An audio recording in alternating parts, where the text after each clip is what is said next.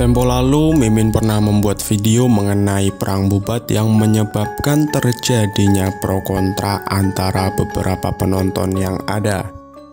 Banyak dari penonton yang tidak menonton sampai habis atau separuh, sehingga menyebabkan kesalahan dalam pemahaman informasi.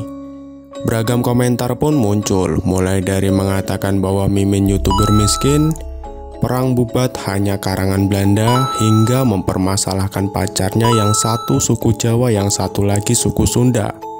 Dan mengenai video sebelumnya, lebih baik dimengerti, untuk memenuhi pertanyaan dan pernyataan mengenai kebenaran perang bubat ini, Mimin sudah merangkum beberapa pendapat ahli mengenai perang bubat, dan berikut ulasannya.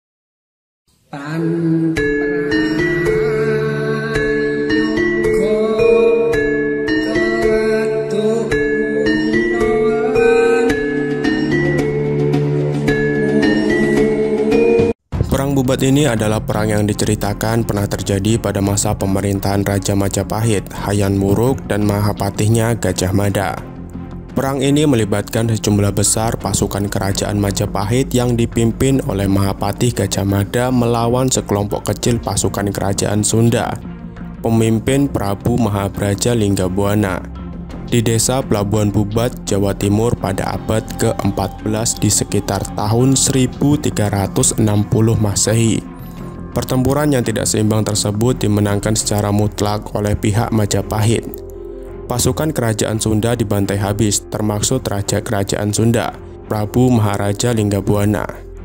Tidak cuma itu, permaisuri dan putri Sunda bernama Dyah Pitaloka, citra resmi yang sedianya akan dinikahkan dengan Raja Hayam Wuruk, ikut tewas dengan cara bunuh diri setelah meratapi mayat ayahnya.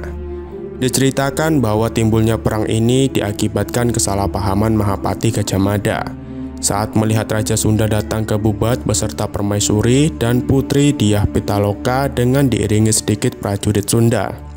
Gajah Mada menganggap bahwa kedatangan rombongan Sunda di Pelabuhan Bubat sebagai bentuk penyerahan diri di kerajaan Sunda kepada Majapahit.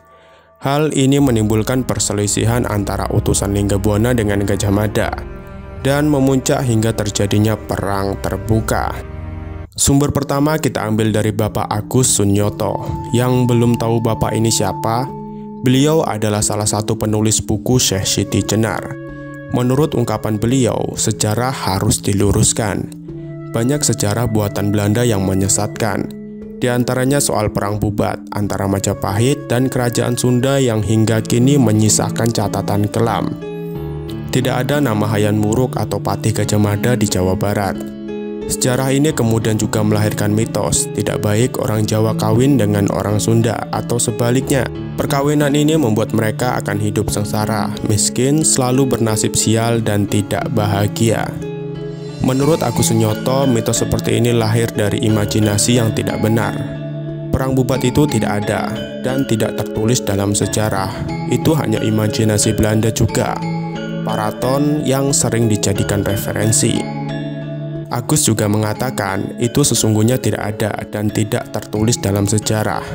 Perang yang sempat membuat tidak akur hanya imajinasi Belanda. Kisah perang bubat yang dipandang sebagai mitos itu sesungguhnya mencerminkan sebuah wacana atau diskursus yang mempresentasikan ideologi dan kepentingan politik sebuah kelompok. Jika narasi kisah perang bubat itu memang benar dijadikan sebagai alat untuk memecah belah, atau sebuah wujud dari politik David Attenborough terhadap masyarakat Sunda dan masyarakat Jawa, sisi ideologi dan politik berusaha memecah belah inilah yang disebut oleh Agus Sunyoto dan pakar lainnya sebagai praktik politik kolonial. Kaum kolonial sengaja memanfaatkan narasi fiktif soal perang bubat yang ada di dalam Paraton dan Kidung Sundayana. Sedangkan di dalam kitab Nagara Kertagama sendiri, peristiwa itu tidak disebutkan. Maka pertanyaannya, kalau perang bubat itu merupakan sebuah mitos, apakah sebuah naskah tersebut memang fiksi, hasil imajinasi saja dan sama sekali bukan naskah sejarah? Sejauh ini, untuk menyatakan apakah Paraton dan Kidung Sundayana mengenai perang bubat itu fiksi ataukah fakta, masih dalam perdebatan. Berbeda pendapat dengan Suyono, C.C. Bird, seorang sejarawan Belanda yang menerbitkan teks terjemahan Kidung Sunda pada tahun 1927 dan Kidung Sundayana 1928 yang mengurai peristiwa Bubat. Bird dengan tegas menyatakan bahwa Kidung Sunda mengandung fakta-fakta sejarah karena peristiwa Perang Bubat yang ada di dalamnya diperkuat tulisan Sunda kuno. Jadi menurut sejarawan Belanda, naskah Paraton dan Kidung Sunda yang mengisahkan soal Perang Bubat tersebut memang teks sejarah. Namun berbeda pandangan, Agus Sunyoto dengan tegas menyatakan bahwa pada 1860 Belanda secara khusus mengeluarkan naskah Kidung Sunda. Setelah diteliti, orang yang membuat naskah itu adalah orang Bali dan justru bukan orang Sunda itu sendiri. Dapat dilihat waktu lahirnya teks tersebut. Serat Pararaton sendiri ditulis pada 1613 Masehi, tepatnya pada Sultan Agung Hanyakusuma berkuasa. Hal ini sangat berbeda dengan kitab Nagara Kertagama yang ditulis oleh Empu Prapanca di era Kerajaan Majapahit. Ini berarti jika Perang Bubat terjadi pada 1357 Masehi, maka ada selisih waktu sekitar 256 tahun atau 2 abad lebih lahirnya naskah Paraton. Ini sungguh aneh, kenapa peristiwa tragis dalam sejarah baru ditulis 2 abad lebih kemudian. Kemudian naskah Kidung Sunda dan Kidung Sundayana. Menurut Muljana, naskah Kidung Sundayana ditulis pada abad 1853 Masehi.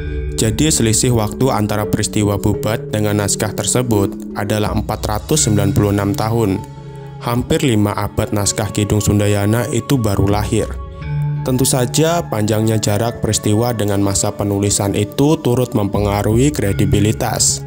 Data-data dan sumber yang digunakan dalam rentang waktu yang hampir 5 abad itu, apakah masih dijumpai bukti-bukti sejarah fisik yang valid mengenai peristiwa Perang Bubat tersebut? Agus Sunyoto berdasarkan pengalamannya terjun ke lapangan untuk menemukan bukti-bukti Perang Bubat di abad ke-14 itu, menyatakan bahwa bukti-bukti fisik yang benar-benar valid mengenai terjadinya perang sudah tidak ada. Dengan demikian wajar apabila naskah Kidung Sundayana yang menganggap sebagai naskah fiksi atau mitos dan bukan naskah sejarah. Berbeda dari versi umumnya yang mengaitkan dengan ambisi Gajah Mada, Agus Aris Munandar membuat penafsiran baru berdasarkan kisah Panji Anggreni yang ditulis pada 1801 atas perintah Pangeran Adi Manggala di Palembang. Menurutnya, Gajah Mada semula setuju dengan perkawinan itu sebagai upaya mempersatukan Majapahit dan Sunda tanpa peperangan.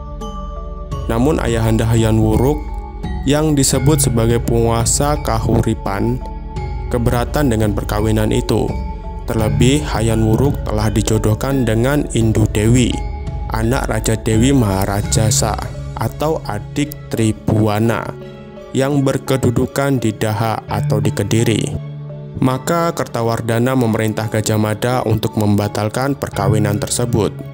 Gajah Mada hanya memperpanjang tangan orang tua Hayam Wuruk yang khawatir kedudukan permaisuri Majapahit jatuh ke tangan Dyah Pitaloka. Demikian dikatakan sejarawan dari Universitas Indonesia Agus Aris Munandar dalam acara seminar Borobudur Writers dan Culture Festival Magelang, Jawa Tengah beberapa waktu yang lalu.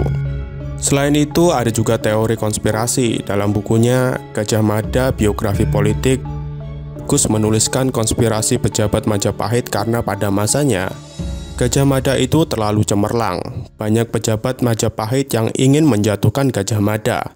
Mereka pun berkonspirasi menjadikan Gajah Mada sebagai kambing hitam.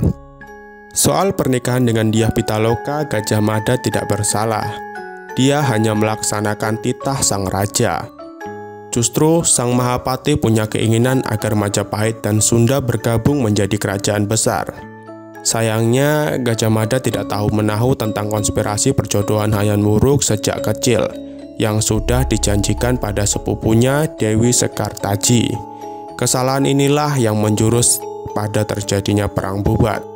Sumber sejarah tentang Perang Bubat amat terbatas, bahkan hingga kini tak ada satupun dari sekitar 50 prasasti yang berasal dari masa Kerajaan Majapahit dan 30 prasasti dari masa kerajaan Sunda yang menyebutkan apalagi menguraikan peristiwa tersebut. Yang ada hanya sumber-sumber tertulis berupa naskah atau manuskrip.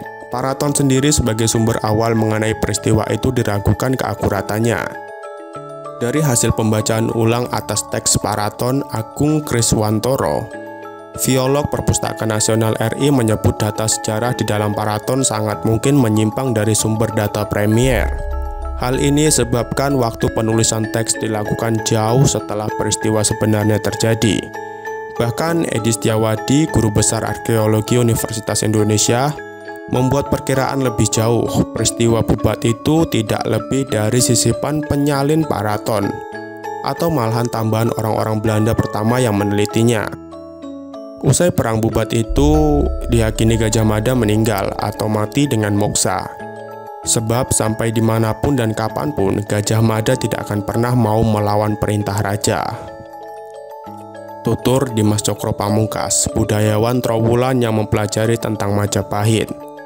Kesimpulan dari pendapat para ahli yang sudah melakukan penelitian terhadap kisah tersebut, Perang Bubat belum bisa dipastikan dengan benar keberadaannya.